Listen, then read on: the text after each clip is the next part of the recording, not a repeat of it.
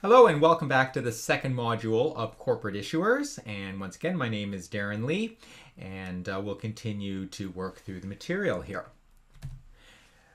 Debt and equity securities have different risk and return profiles for both issuers and investors. So this reading is going to discuss those differences and their implications, while also considering the perspectives of a broader group of stakeholders beyond just the debt and equity holders. So those other stakeholders, I will certainly identify them, and there will be a discussion of potential conflicts of interests between them.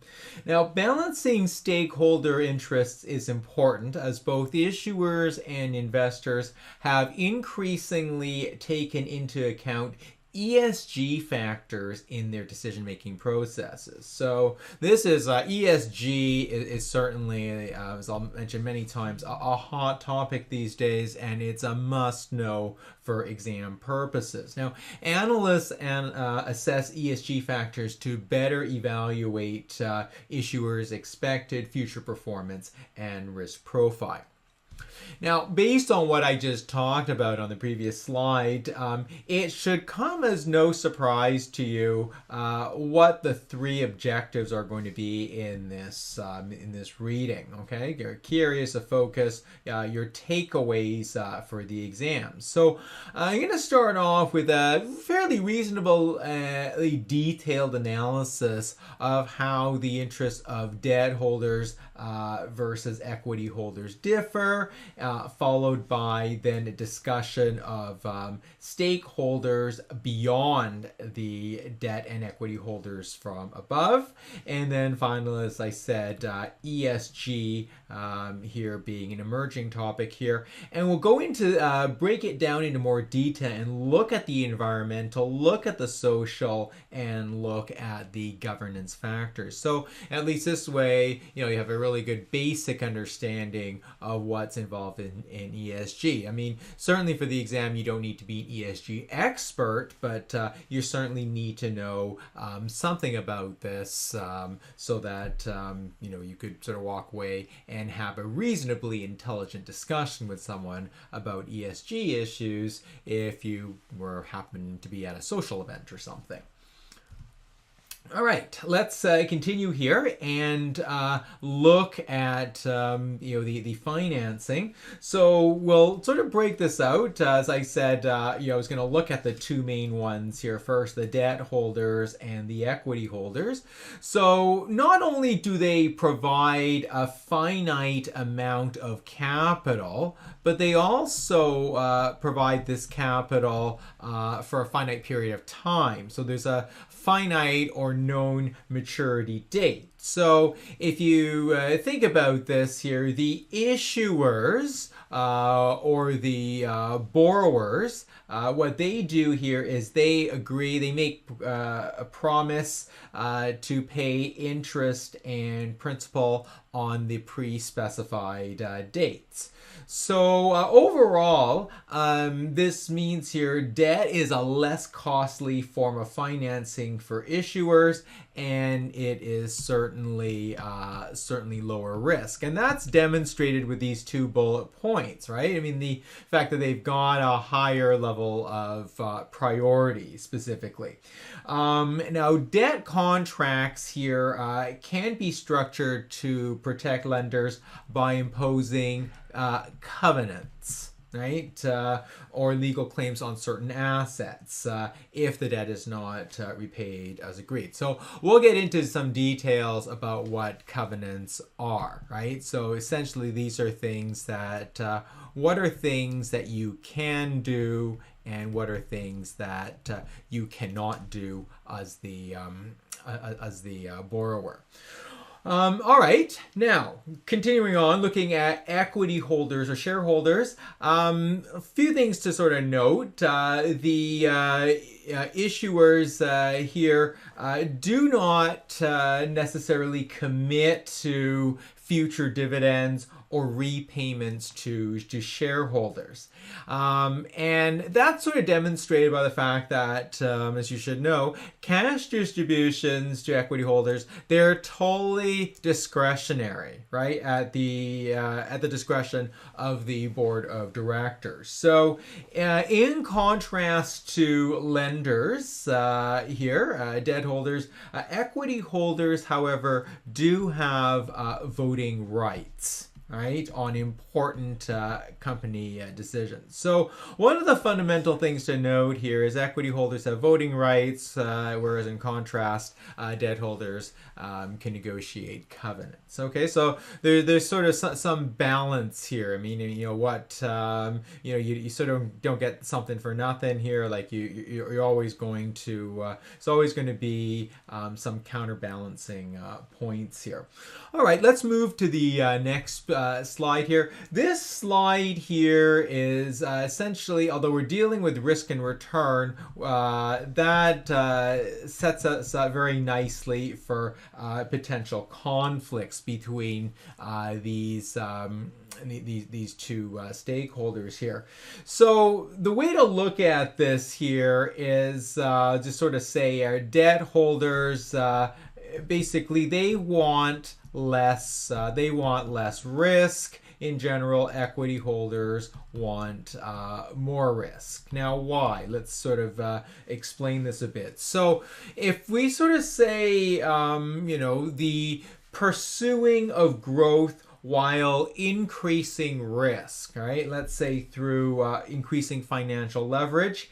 What this will do, of course, is maximize cash flow or firm profits. That's certainly what the shareholders or the equity holders want, right? Like they want more risk, right? So shareholders, of course, also want higher cash dividends. And in the process here, by having more cash dividends, there may need to be some borrowings to finance that. That would increase leverage and again, increase risk for debt holders. So what's good for the equity holders, more dividends, may come at a bit of a cost, direct or indirect, to debt holders. Now, let's move over to the side and consider the debt holder perspective, right?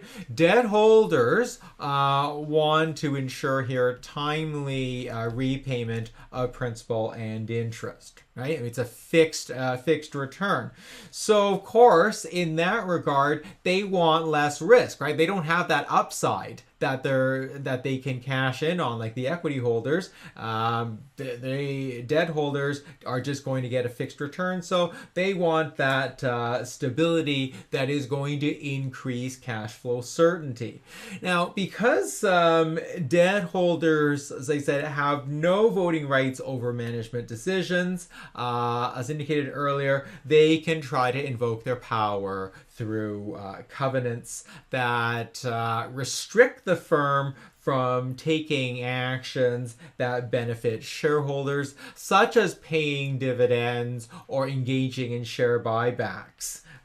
Because those types of things will reduce the cash balance and they will reduce the firm's likelihood of debt repayment in the future. Okay, so make sure as your takeaway that you understand the fundamental conflict between debt and equity holders. Okay. Now, let's move over to this next slide here, which is sort of another way of sort of explaining risk and return. We can look at it from maximum return and maximum loss, right? So it's a nice way to do a quick comparison. So let's start here with the debt holders, followed by the equity holders. So as I said earlier, there is clearly a limited return on principal and interest. That's all that they are going to get. So of course, when you look at the maximum loss, the most they stand to lose is the amount that was lent to the borrower, right? And so there is priority of claims, so they stand higher up. So that will help mitigate their potential loss. Now, when we go to equity holders, as you already know, there is theoretically an unlimited return. Okay, and similar to debt holders, the most they stand to lose is what was invested in the shares. However, because the claim is residual, then that has a lower standing here. So the debt holders have to be paid out before the equity holders. All right, now let's move to the next slide and take a look at a practice question. Okay. So this is really not that difficult. I think you could answer this one right away by choosing answer A, since we should know that both equity and debt holders stand to lose up to the amount they invested or lent to the company. That was just demonstrated on this previous slide. So their initial investment is something that they have in common, so that is the maximum loss. Now, at the same time, just to sort of remind you of exam writing techniques, and you could use the process of elimination, and you could say, well, you know, it's very obvious that it cannot be answer B, since equity has more risk than debt. Debt, as you know, has a fixed periodic return and has higher priority upon liquidation. So clearly differentials here in terms of risk, so it can't be the answer. At the same time here, it also cannot be answer C, because we said earlier that the return potential is higher for equity since it is theoretically unlimited, as opposed to debt, which is often just the stated rate plus the stated rate of interest plus the return of principal. Okay, so that's going to make here A the correct answer. All right, let's move to the next slide and do another straightforward question. This has got similar concepts to the previous question. The only trick to this is critical reading, because it's got the word except in it. Okay, we can use the process of elimination. So because the question stem here has the word except in it, we have to pick the characteristic that is not debt. So in other words, the correct answer is actually the answer that is wrong, if you know what I mean. It's sort of a double negative, right? The one is not characteristic of debt.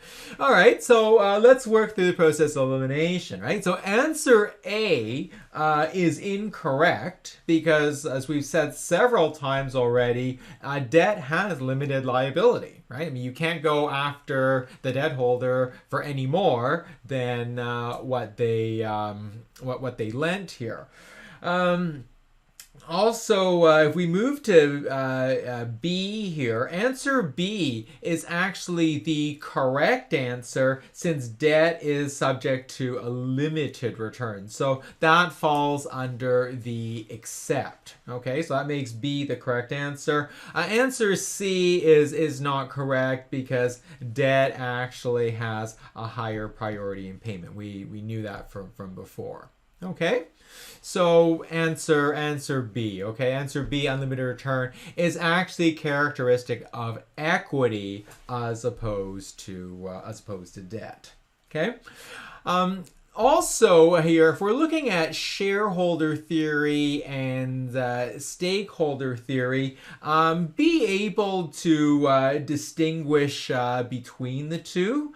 We'll spend, or I'll just sort of talk a little more on the latter, because the latter does give rise to some challenges, including the complexity of balancing multiple objectives. You've got more stakeholders here to consider. You're not just dealing with equity holders as in the first one here. You also have to define, measure, and balance the non-shareholder objectives, right? Because that falls under stakeholders. Also got to look at global competition if the competitors don't face the same constraints. Also, the direct costs of complying with higher ESG standards. Let's elaborate a bit on each of the stakeholders listed on this slide. I mentioned to you earlier that we were going to identify them, and here we are. And I think it's important for your knowledge here just to have a basic understanding of who's who here. Okay, we'll start off here with the first one, the debt and the equity investors, or call them the investors for short here. We need to distinguish here between private lenders who have better access to management and information and fairly wide risk appetite. That versus public lenders who tend to rely on public information and don't have as much influence on operations. Now, another stakeholder here is the board of directors, right? And what you have to be able to distinguish here is, are we looking at inside versus independent directors, right? And in fact, with the board of directors, you also have to recognize that a supervisory board will sometimes oversee the entire board of directors, and the board of directors may also be structured as a staggered board, which we'll elaborate on in a bit, which is more difficult to influence. Number 3 is the management team, and okay, that is of course spearheaded by the CEO, and basic agency theory will tell you that management here is accountable to the board, and senior manager compensation is often tied to company performance. So in theory, there is an alignment of shareholder interests. We'll talk about why such compensation measures are good and how some measures, that kind of compensation can be bad because it could entail excessive risk taking.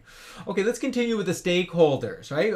Another stakeholder here, of course, is an employee, right? The employee, of course, provides the human capital. Depending on the industry, they may or may not be unionized. Salaries are maybe tied to company performance if there are, let's say, stock option availability, and so they could be also equity holders. So again, that helps align the interests here. If you're an employee and you're working for the company and you own stock, you're more incentivized to work harder and be the best employee you can to help help the company perform well and maximize its stock price ultimately. Okay, let's continue. Number 5, we've got customers and suppliers that kind of lumped together.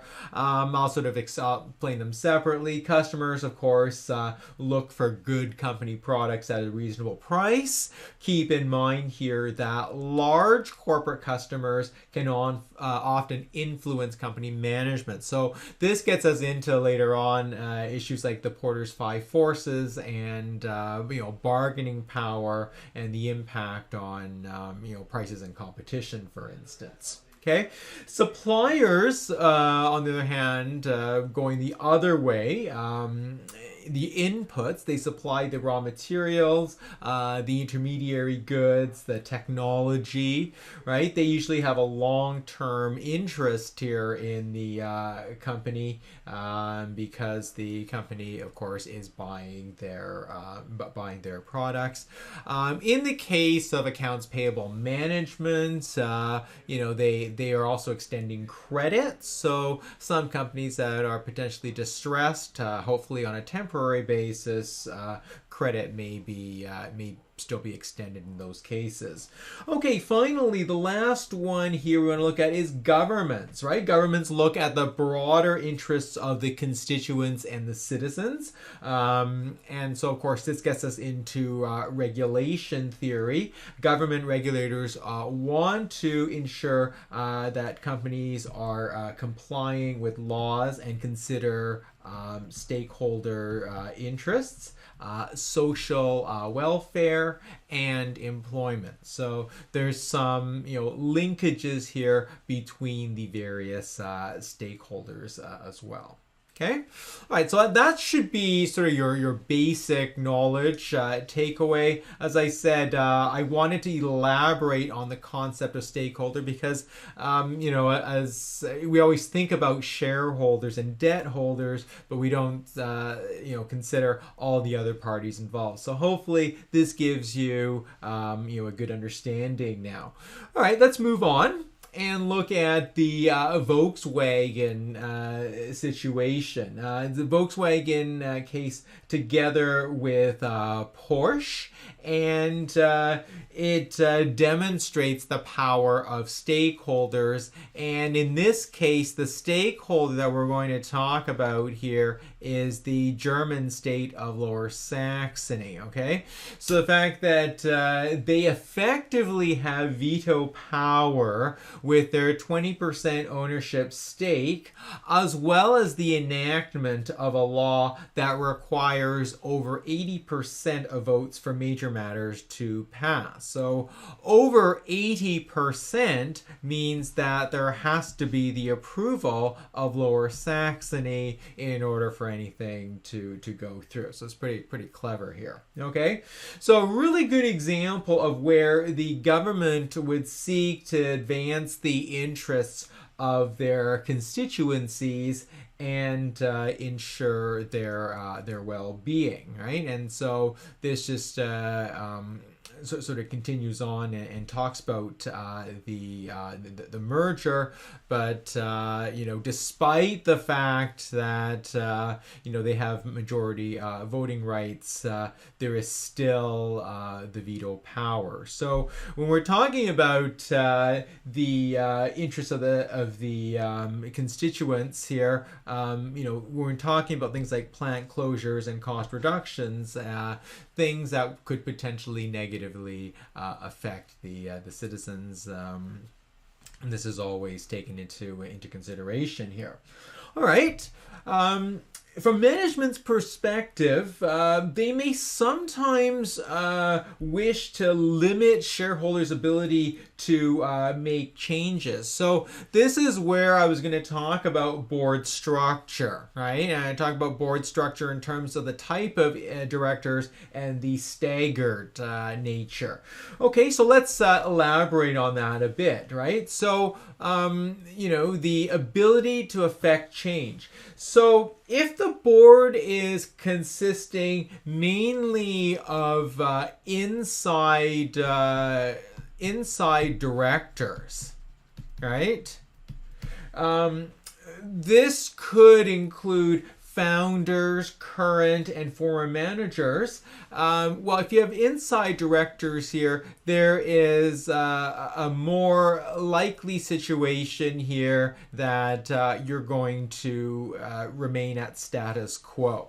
Okay, so status quo, of course, means that the affecting change here is not very effective. It's very little change or no change.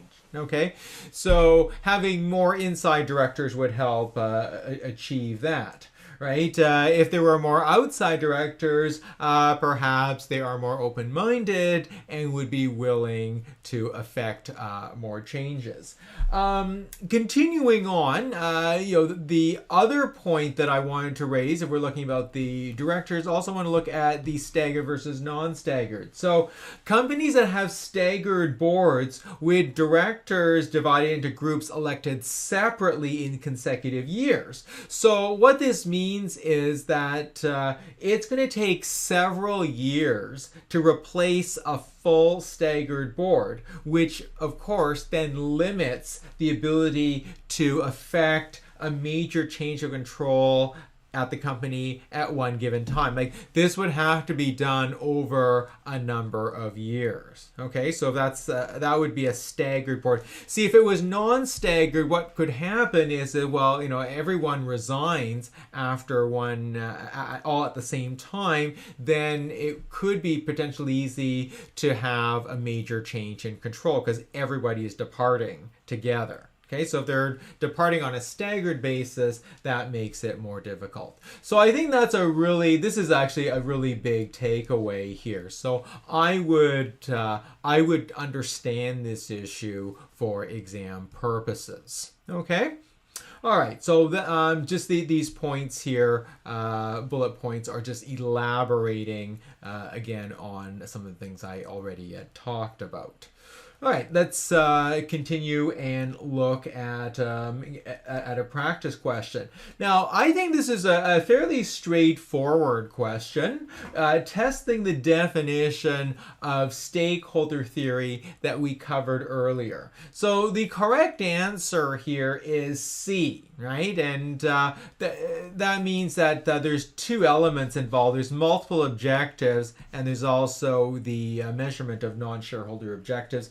And answer C comprises two of the four elements that we described earlier. So although A and B are correct in the sense that they each cover a correct one, the problem here is the word only. Okay, so that's going to make A and B wrong. Both of these points are considered valid, so that's going to make the correct answer C. This next question is just a reiteration of the earlier discussion we had about limiting shareholders' ability to affect change. Now, this question, of course, seems easy right now because you just looked at the material, but it would probably be a bit of more of a challenging question if you hadn't looked at this material in a while and you were just given, random questions on an exam. Okay, so we're going to talk about the ability to affect change. Okay, it's easy here to choose answer A through the process of elimination, since having independent board members may actually increase the probability of affecting changes, but you want to limit. Okay, so I can eliminate B and C right away because of the word independent. We actually want inside here because they tend to be more likely to stick to status quo. And as described earlier, having a staggered board is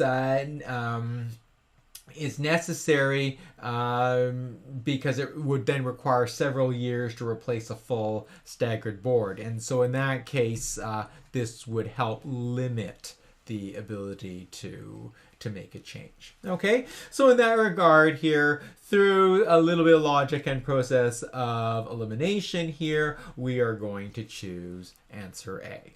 Okay, so what I'll say here is that you'll probably have noticed so far, a lot of these questions are not overly difficult, and they aren't, right? This is probably one of the sections that is, I'd say, a bit less challenging. So, from an exam strategy perspective, this is where you want to try to pick up some of the easier points, because some of the other areas, I'll say, like fixed income, or perhaps some of you in accounting, are a bit more challenging material. here, this will help you pick up marks where you might lose them elsewhere. Okay? All right.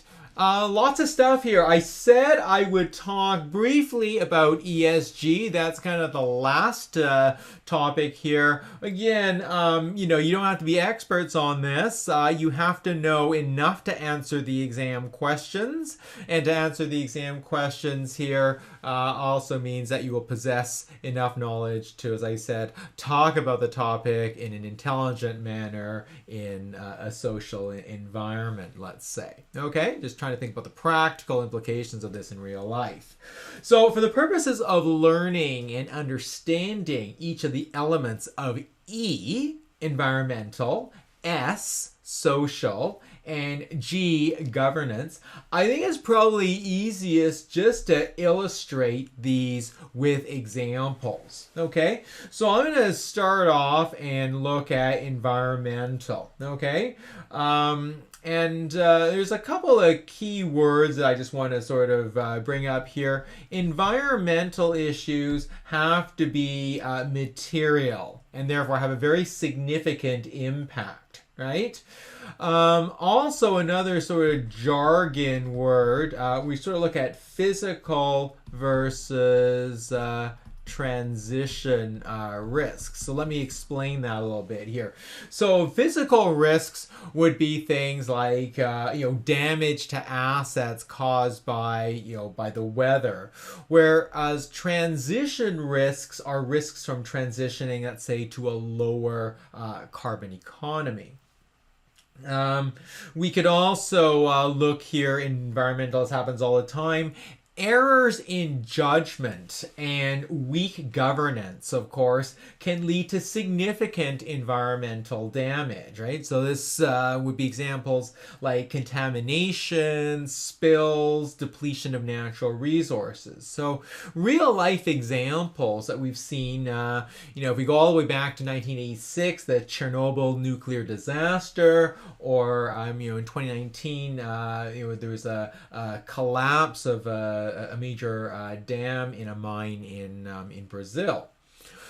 Okay, moving on to social. Okay, which is important as well. This is the company's impact on employees and human capital, customers, and communities. So we also have to keep in mind here, any sort of externalities. Let me just, sorry about that. Externalities. Okay. Minimizing, let's go back here. Minimizing social risks here. Why do we do that, right? Well, this can have many benefits, right? They can increase productivity because, your people, your staff are happier. It can improve employee retention, and it can reduce reputational or litigation risk. So all of this is really to help the company save money and minimize cash outflows. Okay? All right. Last one here, governance, right? What do I want to say here? It sort of goes without saying here, strong governance improves company value and reduces risks, right? I mean, if things are, companies are managed in a systematic way with regular checks and balances. So in looking at governance, right, and things like board composition and governance structures, we want to look at manager and board expertise. Like, are we hiring the right people? Are the people in the right roles? Right? Are compensation schemes fair? Right? Is management, paid sufficiently? Right? And not excessively or not too little or uncompetitively? And what is the what's the voting structure like here? Okay, so that's sort of what I kind of want you to take away from this. I don't want you just to sort of memorize these bullet points, but just sort of look at ESG in context of the E, the S, and the G. So in looking at this evaluation of ESG impacts, I'd like to elaborate on these 5 points listed here. So quantifying in general here may involve increasing or decreasing projected cash flows to reflect reduced risk and optimism, or it could also look at increasing risk and pessimism as well. So obviously, if you're more optimistic and you think there's less risk, then you would increase cash flows. If you're more pessimistic or think there's more risk, you would decrease your projected cash flows. Discount rates, of course, which is the other element in valuation, for valuation purposes, might be increased or decreased to reflect higher or lower risks, respectively. Okay, so again, that's just going back to the equation. So we need cash flow and we need discount rate. Now, when there's substantial long-term negative ESG events here, the equity claims are often immediately and disproportionately affected, since they represent residual claims to future company cash flows. So what this means here, if I'm just focusing on equity holders, you often see a sharp share decline in the share price decline after a significant negative event occurring. Now, on the other hand, if we then sort of switch over and look at the debt holder perspective, their claims are finite fixed obligations, and so as a result, they're not as sensitive or affected as equities for such events, unless there is an impairment in the company's ability to make the interest and principal payments. Now, there's still likely to be a cost of debt increase and or credit rating downgrade after some significant ESG event here. But I would say in general here, debt holders less sensitive, equity holders here would be more sensitive to ESG events. Also, we also have to look at the term, the maturity considerations relating to debt. For example, long-term risk from potential asset write-downs on stranded assets, right, is going to have a much more negative impact on debt maturing 15 years from now versus debt maturing 2 years from now, right? Okay, last thing here, let's take a look at a practice question, right? This is a somewhat tricky question. It's a classification between ESG, okay? And where does this fit? Unfortunately, the word sustainability may trick some of you into thinking that this is E for environmental.